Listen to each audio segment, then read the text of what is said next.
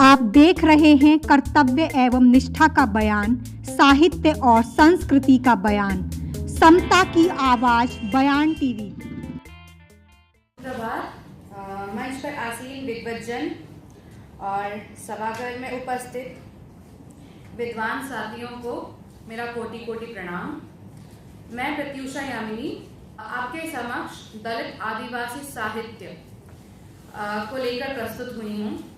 मैं आप सब में उम्र में बहुत छोटी हूँ, तो माफ कीजिए कोई गलती हो जाए तो। दलित आदिवासी समाज हिंदू समाज व्यवस्था का ही अंग है। मुख्य धारा से कटे होने तथा जाति व्यवस्था की बुराई के कारण यह वर्ग हमेशा से शोषण और उत्पीड़न का शिकार रहा है।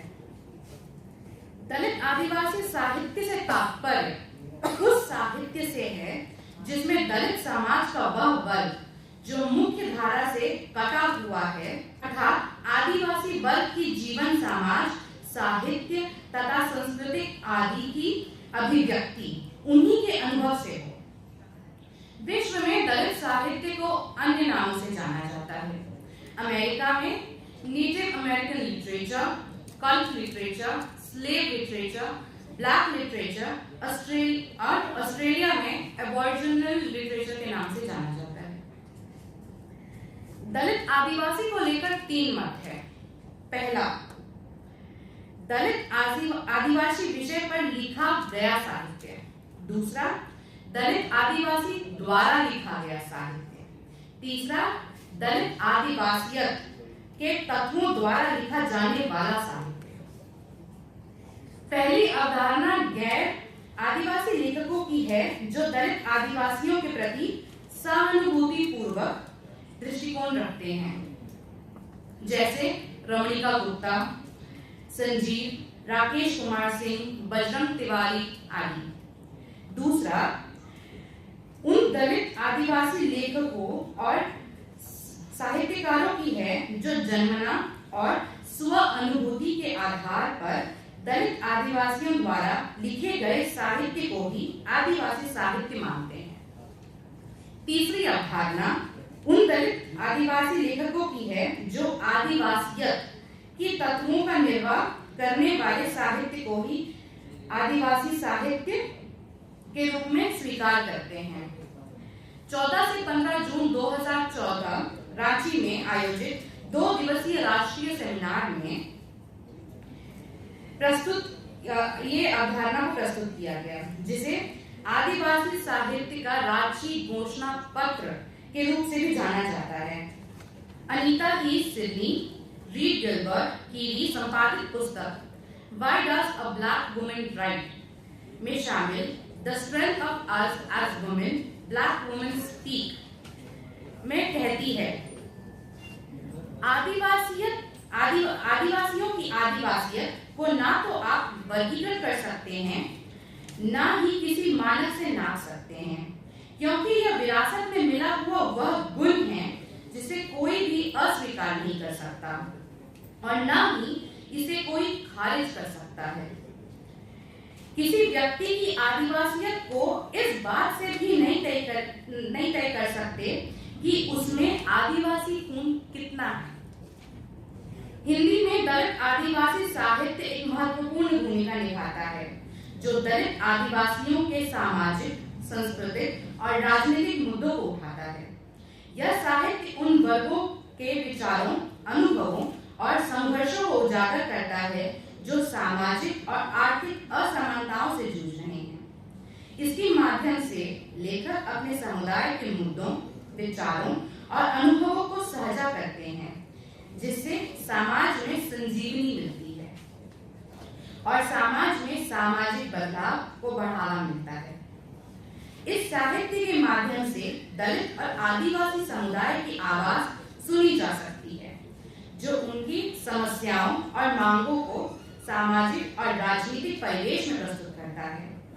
इसके अलावा यह साहित्य उनकी सांस्कृतिक विरासत को भी संरक्षित रखता है और उसे प्रमोट करता है। दलित आदिवासी साहित्य भारत की सांस्कृतिक धरोहर का महत्वपूर्ण हिस्सा है। यह साहित्य भारत जनजातियों की जीवन शैली, धार्मिक अनुष्ठान और समाज में विशेषताओं को दर्शाता है। इसमें गाथाएं, गीत, कहानियां, लोक कथाएं शामिल हैं, जो उनकी संवाद, विचार और अनुभव को बढ़ावा देता है। दलित साहित्य की एक कवित्री निर्मला कुटुल की कविता उतनी दूर मत बेहनाबाज हमारे सामने प्रस्तुत करता है। ये बहुत बड़ी लंबी कविता है, तो मैं इसकी बस थोड़ी पंक्तियां ली हूँ, जो इस प्रकार है। उतनी दूर मत बिहाना बाबा, निर्मला कुटुल। बाबा, मुझे उतनी दूर मत बिहाना जहाँ मुझसे मिलने जाने खातिर घर की बकरियां बेचनी पड़े तुम्हें। मत बिहाना उस देश में जहाँ आदमी से ज्यादा ईश्वर बसते हों। जंगल, नदी, पहाड़ ना हो जहाँ, वहां मत कर आना मेरा रतन। बिहाना हो तो वहां बिहाना जहां सुबह जाकर शाम तक लौट सको पैदल। मैं जो कभी दुख में रोऊं इस घाट, मैं जो कभी दुख में रोऊं इस घाट, तो उस घाट नदी में स्नान करते तुम सुनकर आ सको मेरी करुण विलाप। उसके संग ध्याना जो कबूतर के जोड़े और पंडुक पक्षी की तरह रहे हर दम साथ। घर बाहर खेतों में काम करने से लेकर रात सुख दुख बांटने तक चुनना वर ऐसा, जो बजाता हो बांसुरी सुरीली और ढोल मंडल में बजाने में हो प्राणगार। वसंत के दिनों में ला सके जो रोज मेरे जूड़े की खातिर पलास के फूल, जिससे खाया न जाए मेरे भूखे होने पर, उससे ही ध्यान हो।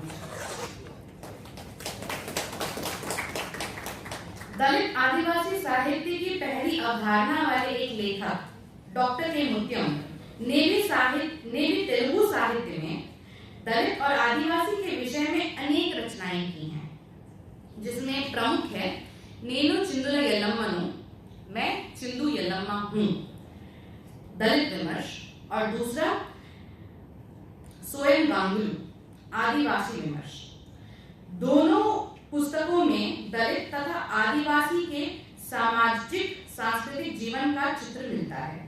दोनों पुस्तकों के पात्र जो इसी भारतीय समाज के अंग रहे हैं, जाति व्यवस्था के शोषण और उत्पीड़न के इस दौर में रहते हुए भी अपने आप को भारतीय समाज में स्थापित किया।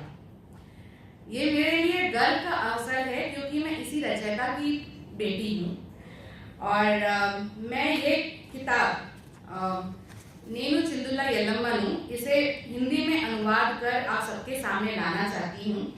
आप सब आशीर्वाद दीजिए ताकि मैं इस महत्व कार्य में सफल हो सकूं। धन्यवाद।